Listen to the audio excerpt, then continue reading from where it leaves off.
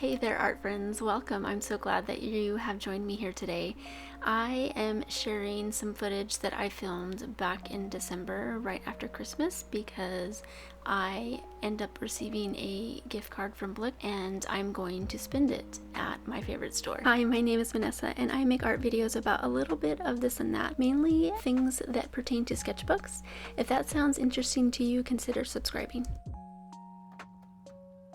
So we're going to take a few moments to look around the store and see what they have. I kind of looked at a little bit of everything.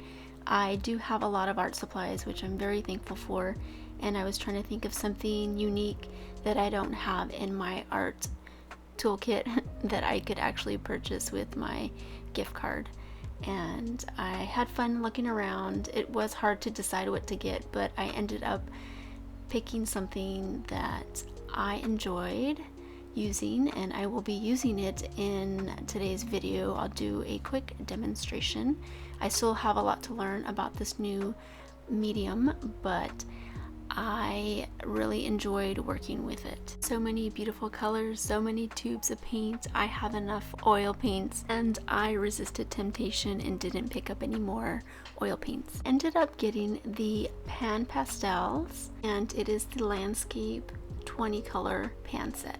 Alright, so let's go ahead and dig in and open this up and see what is inside. The packaging claims that it is professional quality, highly pigmented, light fast, and low dust. Oh, and it also includes free tools, so let's see what we are working with here. You can pause this part of the video to see what colors are included in this set.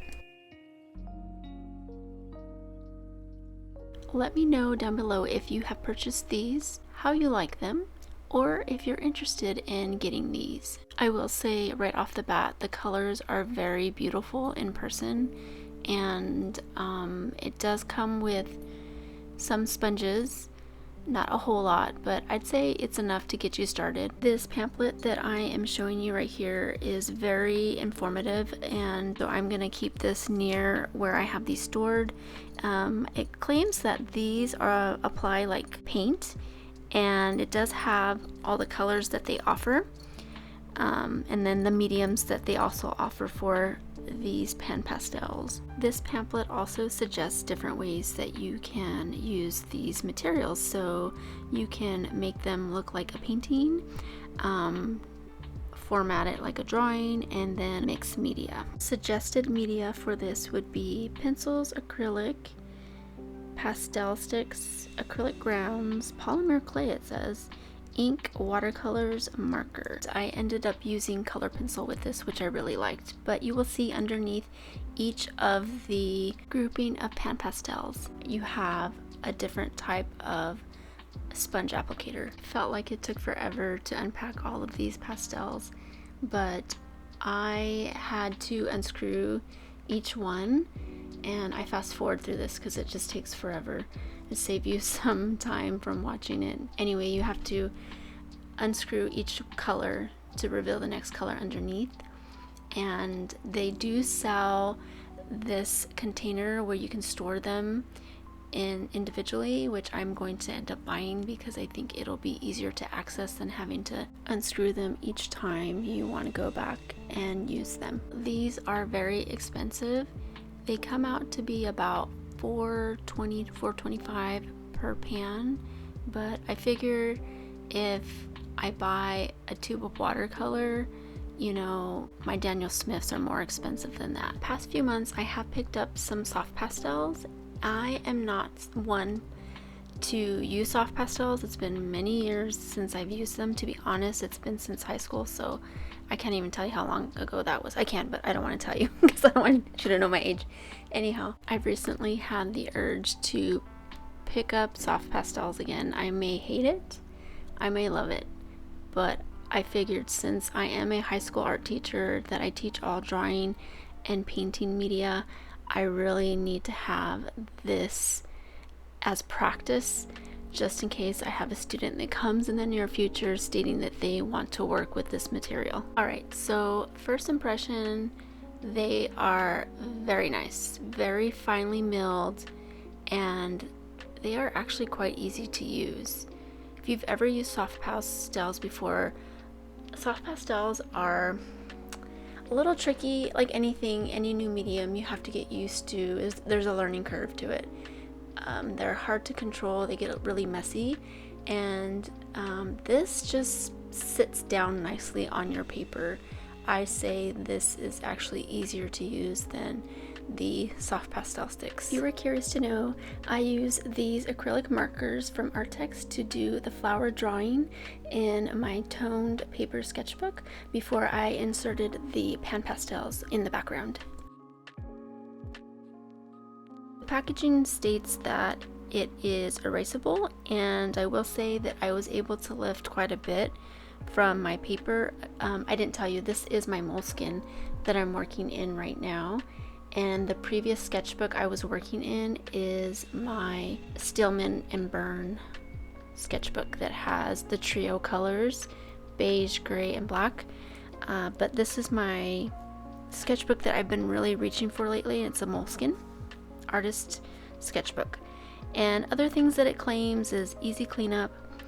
You can work in layers, which is great, and you can build up the intensity of the color in layers. This lotus flower that I'm working on right now, I did an underdrawing with my Kohl Erase Prismacolor colored pencil, and I wanted to build in the values so that I can just pop in the color where it needs to go. I really think this was my favorite method of going in and doing my drawing. On the left side, my sunset, I just outlined my composition without any values, and then from there I popped in the colors. But like I said, I really like that I put in my main values on my lotus flowers, so I didn't really have to think too much about shadows with the pigment.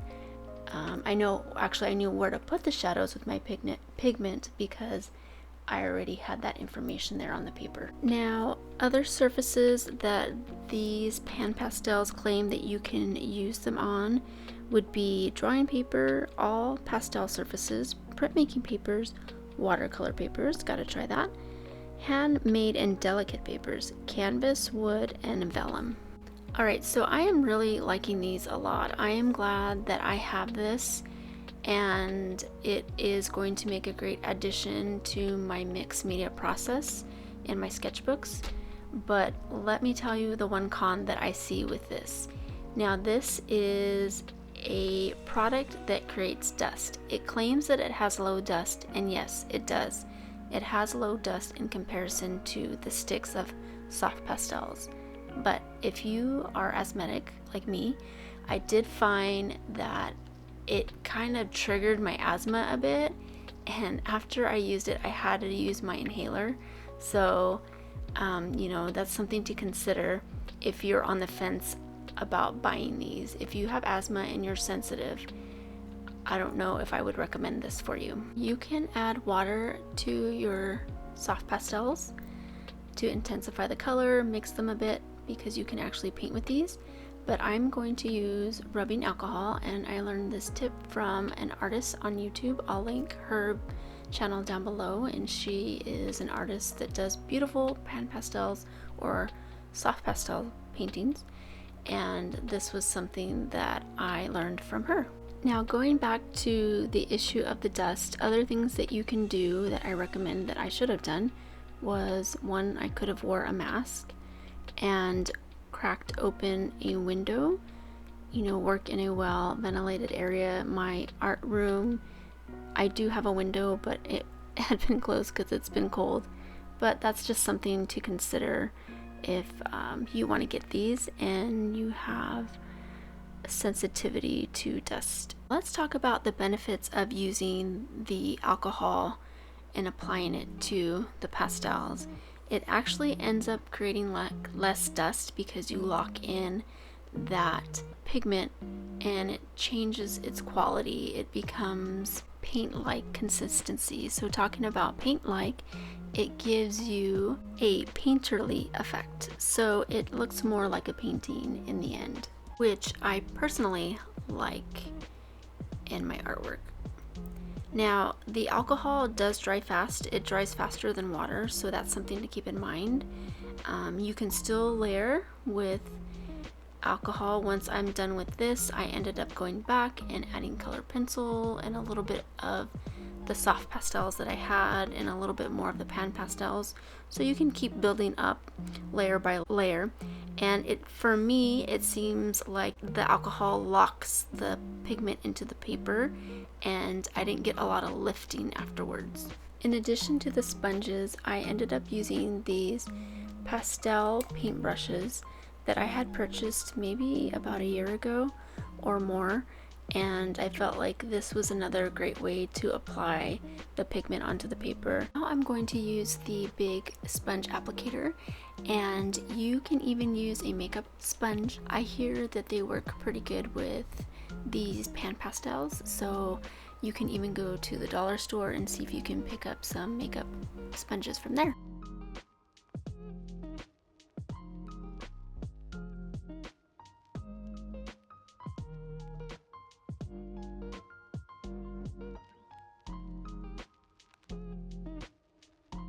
And it's pretty easy to lift some of the pigment with an eraser, and I really appreciate that about this medium, that I can go back and erase as needed. I went back with this sketchbook. This is the Stillman and Birn, the trio set, and I added some of the pastel sticks on top.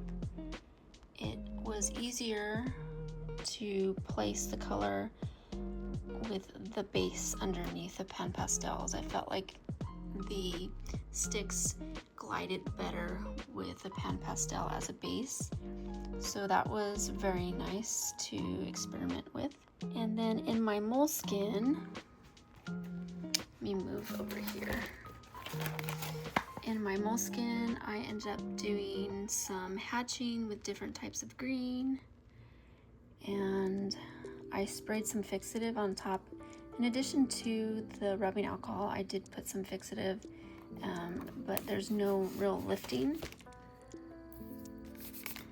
with it. My hands are a little dirty because I got ink on my fingers, but anyhow.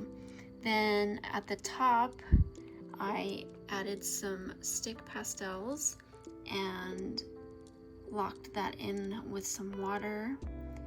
And then I went in with some colored pencils at the top, and then I did a little bit of colored pencil on some of the petals. I didn't want to do all of it just yet, so you can see without the color pencil, with the color pencil, what that looks like. But eventually I want to finish this and get all the color pencil in with this. I ended up finishing this the day after I filmed this outro. Also, what I did was I got a piece of tracing paper and I just taped it with some washi tape, wrapped it around so that I can preserve this, so it does, just in case it does rub off, which it will over time, it'll transfer on this page to protect these two drawings. Alright, so that is it. I am so thankful that you guys joined me here today and spent your time here with me. I hope you found this video helpful, useful, entertaining, all of the above, and I hope you're doing well. I hope you're having a great start to a new year. Can you believe the month is just about over? January. We're heading into February, but we keep moving forward. Alright guys, thank you so much. I hope you have a wonderful and creative day, and I'll see you next time. Bye-bye.